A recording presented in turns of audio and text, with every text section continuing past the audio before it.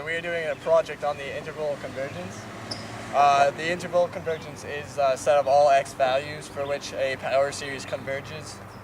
The original format for a power series is right there. It's t of x equals x minus a to the n times f of n to the a over n factorial.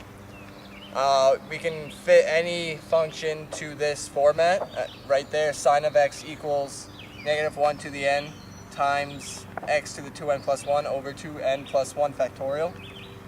That format gives us a polynomial that we could use to approximate sine of x. As n increases, we get a polynomial of varying length. We get sine of x equals x minus x cubed over 3 factorial plus x to the 5th over 5 factorial minus x to the 7th over 7 factorial.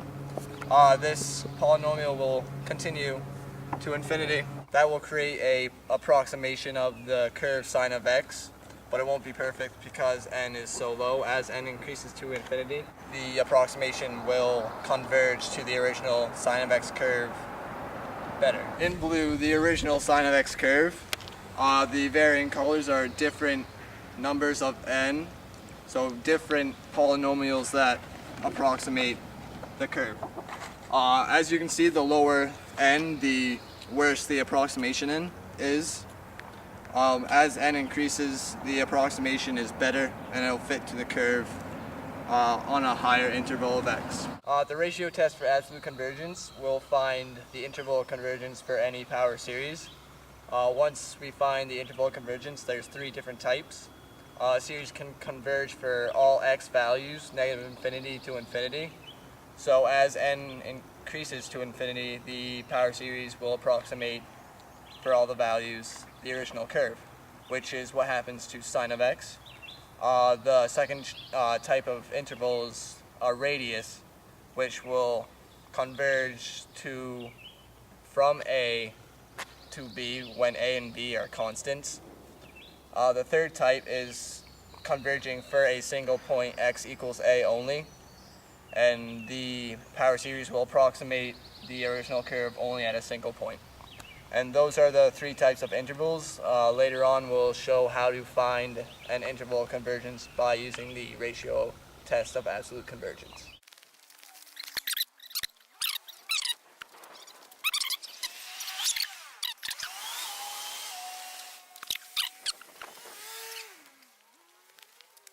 We're just going to explain a little bit about each type of interval. The white line represents x equals all real numbers. The interval or the power series will converge to the original equation for every single value. Yellow line right here, we have a radius of convergence. The power series will converge from a constant value A to a constant value B, which is right here. The third type of interval is really just a single point. We have convergence at x equals a, so the power series will converge at a single point. And those are the 3 types of intervals. So yeah. So the chalk's gonna be down there then? Yeah, we'll just put the chalk down there and we'll film from like an overhead view. All right.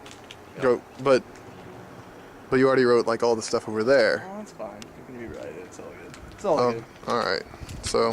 Alright, so we're doing an interval project on the interval of convergence, and we're just doing it.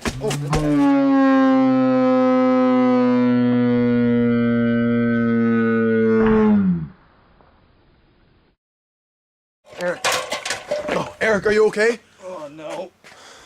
Alright, filming on the roof is a bad idea. We'll just do it over there.